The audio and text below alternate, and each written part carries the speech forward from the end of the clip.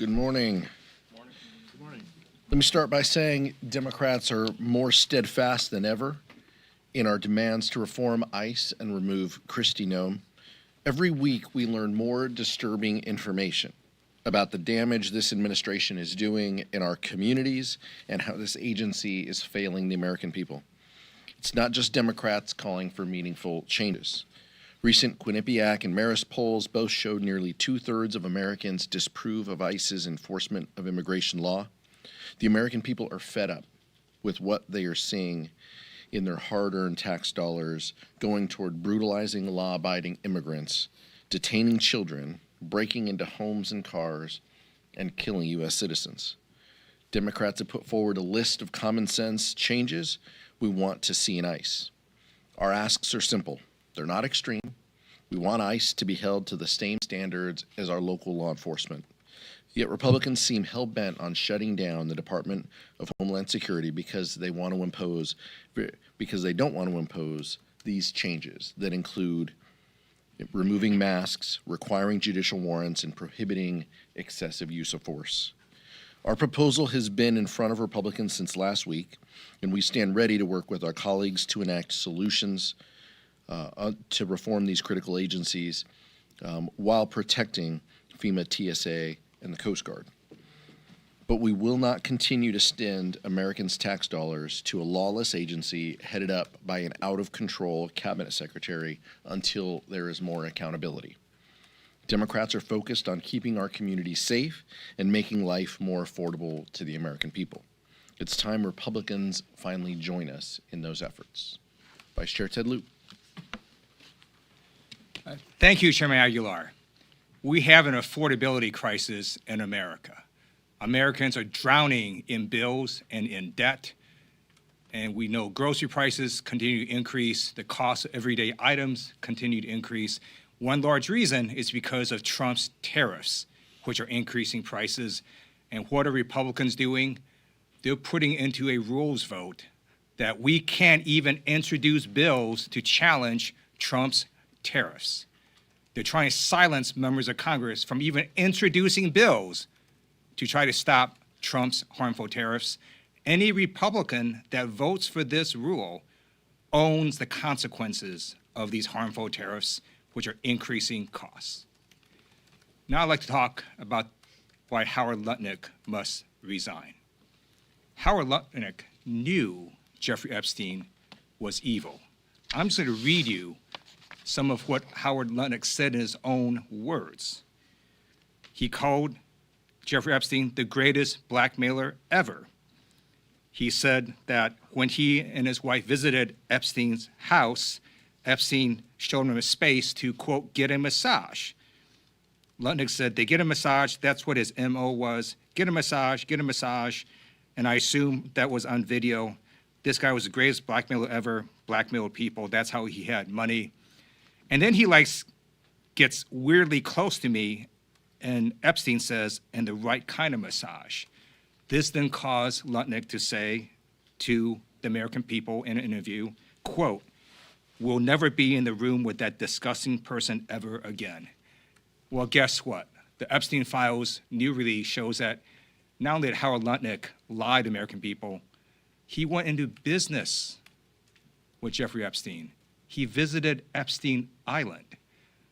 And Howard Lutnick did this knowing how evil Epstein was. Lutnick also lied to American people.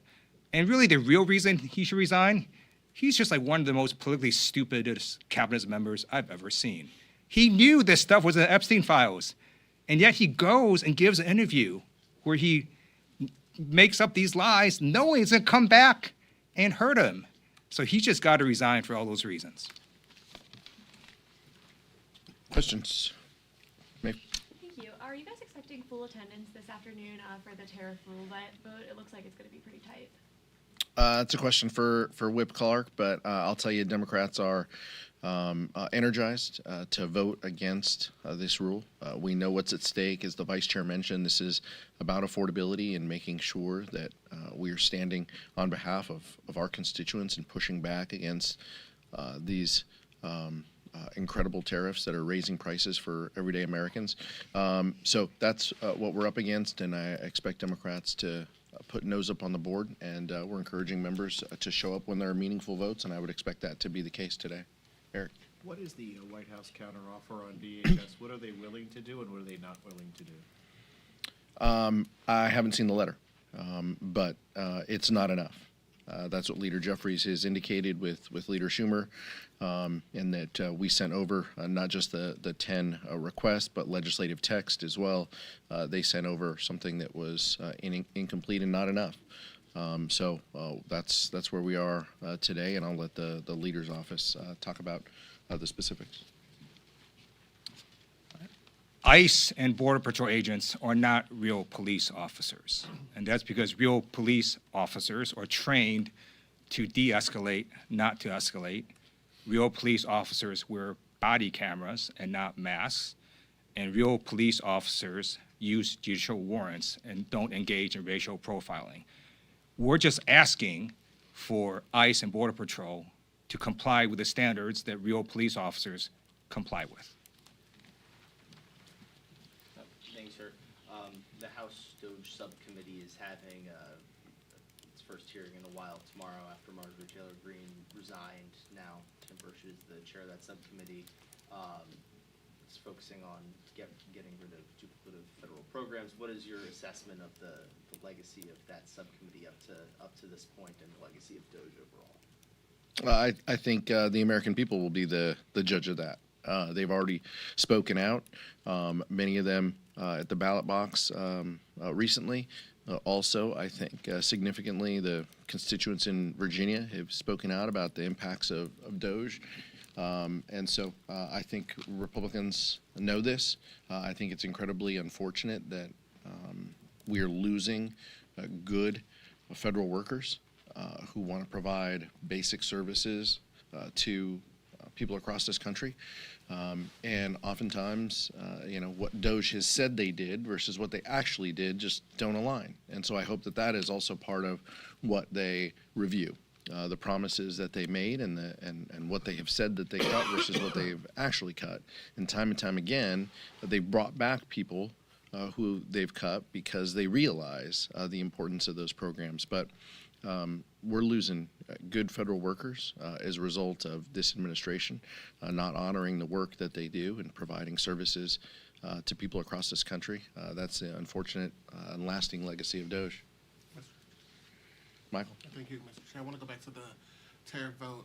You all have been critical of Republicans who speak publicly about opposing a policy, but then get on the floor and vote for that policy. Obviously, there's going to be some whipping in real time from the Republican side. Some of your colleagues, including Kevin Kiley, have said that they're going to vote against the rule, but again, they're going to be worked on the floor. What's your message to Republican colleagues who say that they oppose the rule, but will be under pressure this afternoon to vote with the president who opposes you all being able to put disapproval resolutions on the floor and roll back those tariffs? Yeah, I agree completely with what the vice chair said. If you vote for the rule, you own these tariffs.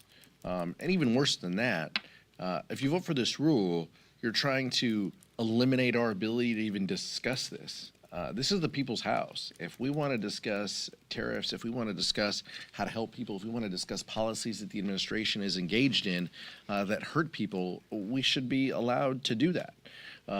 This Republican majority set up DOJ subcommittees, and they set up, all these efforts to have the president's back. This is just another example of them doing that. Time and time again, we have seen our Republican colleagues say that they're going to oppose something. They tell you, quotes, that they're going to oppose something, and then the vote opens, and, an hour later, they end up caving for some pinky promise that they received from the speaker and the leadership team. So this is their opportunity. Are they serious about talking about proposals that will lower the costs that people face? Or are they going to continue to hide behind excuses and to give the president their voting card, which so many of them did from the big ugly bill until now? They continue to give the president all of their voting power. Thank you, Mr. Chair. The House is expected to vote on the SAVE Act this week. Do you personally support the requirement to show an ID to vote in federal elections? No, I think this is incredibly problematic, and this bill actually became even more extreme from what you're talking about is a SAVE Act, but I think what you mean is the Save America Act. The SAVE Act is what we talked about and what we voted on previously. The Save America Act is even a more draconian bill that Republicans introduced, and the kicker is that this would require all the voter roll data to be turned over to DHS.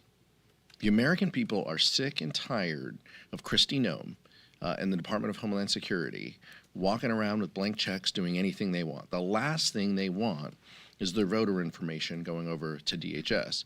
So we'll be voting against the bill. This is not a bill that is serious in nature. This also requires, for those of us states, California, Washington, and others who have permanent vote by mail, this should require even more onerous steps.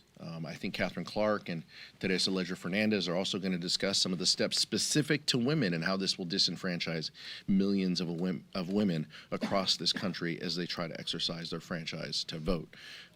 People having to do photocopies of their license and sticking them in their ballot when they mail them is just an added onerous step that is part of Republican strategy to suppress the vote. That's what they want, and that's what they continue to steer toward. Thank you, Mr. Chair. On a DHS CR, Republicans are really pushing that a shutdown would really only impact agencies like FEMA and TSA, the Coast Guard. I guess are Democrats still holding against at least a short-term CR for DHS to keep negotiations ongoing, or where do you stand on that? We're opposed to a short-term CR until the administration is serious about negotiations to curb the lawlessness that we see by ICE and CBP. So that's where we continue to be. We're willing to engage in strategies that protect other aspects of Homeland Security, Coast Guard, TSA, and FEMA, if our colleagues are willing to engage. But otherwise, this is a strategy that they own. They get to decide whether they want to shut down Homeland Security. They get to decide whether they want to close these, shutter some of these agencies and the work that they're doing. That's their decision. That's not on us. Last one. Mr. Chairman, in regards to the GOP counterproposal, I know you said you didn't see the letter specifically, but do you have any indication that Republicans are open to some of the body camera demands that you guys have made? Public reporting that we read mentioned body cameras, right? Kristi Noem said body cameras in Minnesota is the vice chair mentioned. Why are we just saying Minnesota? Why can't they actually say body cameras for every individual? That doesn't make any sense. And the body cameras, by the way, are meaningless if they are funded but not operational. They're meaningless if they're funded, but people aren't trained to turn them on, or if officers turn them off as they walk into engaging with constituents and citizens. So that's the problem. This is a shallow, hollow proposal, and if it's serious, that's great. Then we will work with them on language to implement it. But I didn't see any language from Kristi Noem other than they're open to body cameras in Minnesota. If they're willing to engage, they can send language over, and we're happy to review it. And that would be one of the 10 items. They're in that sense, they would be making progress, and then we can work on the other 9 items. Thank you. Yeah. I just want to add to that, again, we're just asking for ICE and Border Patrol to comply with the standards that real police officers comply with. And then back to your previous question, DHS, the Republicans could simply fund FEMA and Coast Guard and all the other agencies and go forward with that, and Democrats would in fact vote for that. It's just the Border Patrol and ICE funding. And so if Republicans choose to shut down, it's their choice to do it this way. And then let me say right after this, I'm going to go to Department of Justice and look at the unredacted Epstein files.